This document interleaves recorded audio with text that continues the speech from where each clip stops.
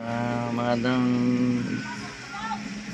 alas 10:30 pa mga bigan. Ito na naman po yung bigan driver ng patrol. Nakapaghatid po rito sa Santa Maria. Ano po, yung asawa ng taro natin si Jerry Hardin.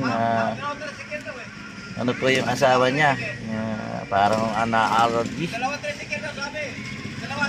Pantal-pantal daw ang katawan at hindi makahinga. Na po dinala namin dito sa Santa Maria Hospital mga bigan. Muli na naman po natulungan po tayo ngayon dito. Ayan po, Santa Maria.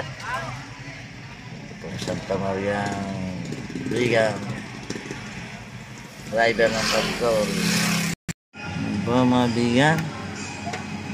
Ayan po, may patrol din ng barong sa loob. Po.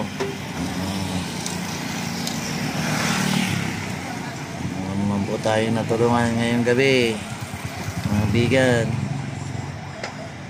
Hindi po, sabi na po mga bigan.